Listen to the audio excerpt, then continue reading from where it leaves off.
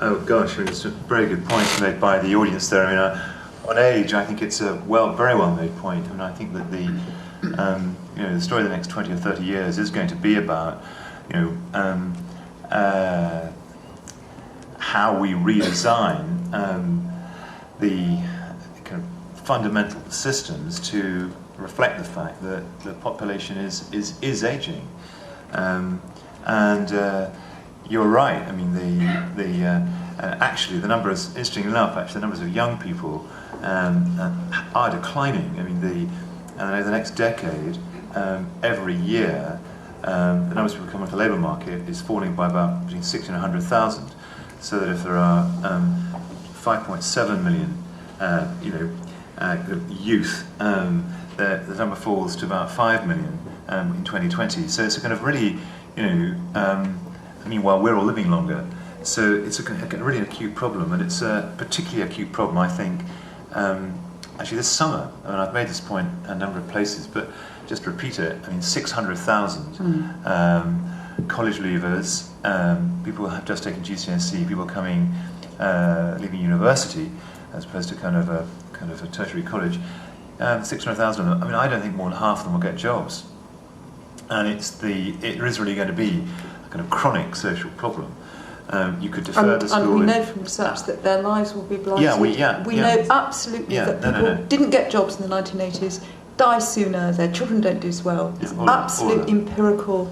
We're blighting a generation. So there's So I mean, I'm one of these. I'm hoping that the government will set up a version of the Rooseveltian Works Progress Administration and become a direct guarantee of employer of last resort. I don't think unemployment, you're right, in a worst case, Frank Field and David Davis and I think 8 million is slightly over the top, but I do think unemployment will rise at least 2 million and could rise a further million.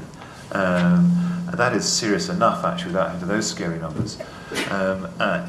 And we need to be able to directly employ people. And the Rooseveltian experience of the 30s is where I would go, and have the government as an employer of last resort. I mean, this country hasn't got enough bridges, in my view. It hasn't got enough, railways. I mean, everyone's got their own shopping list of things that we haven't got. I can give you mine. I'm sure the audience will give me theirs. But we could mobilise around that.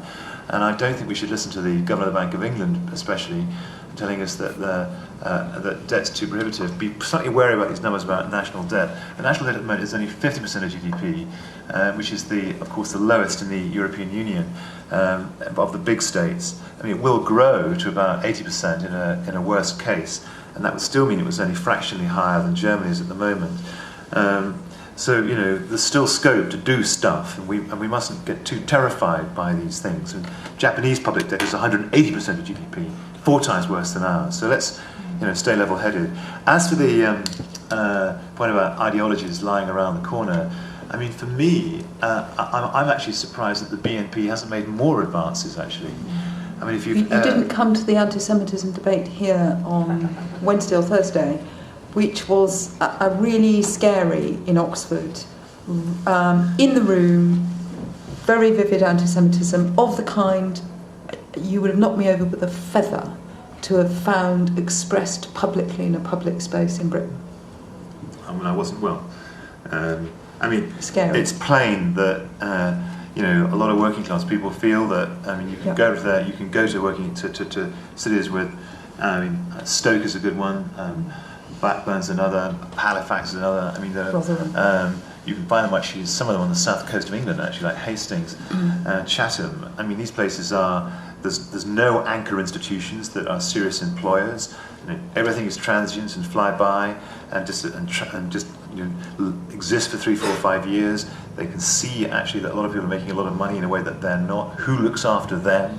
The very kind of the political parties are transmission mechanisms for ambitious young MPs to become cabinet ministers in both the major political parties, not actually to live entrenched in their communities and fight for them.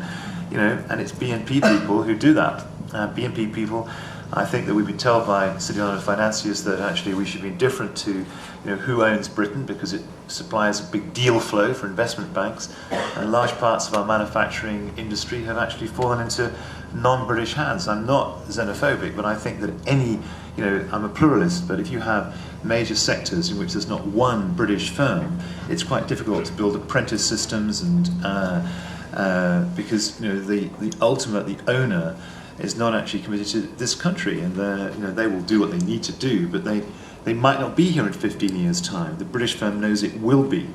And so if you've got 6 or 7 firms in a sector, it's important that 2 or 3 of them are British and 3 or 4 of them are foreign. Not all of them are foreign. And we've been kind of completely neglectful of that kind of thing, and BNP people pick it up and run with it and make a lot of noise with it, and, you know, it's not easy to take on. And we've been far too indulgent of all that.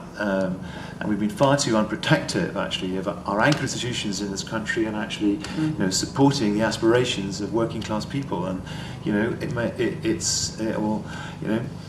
sits there as a kind of coming back to hit us. And you heard it on Wednesday.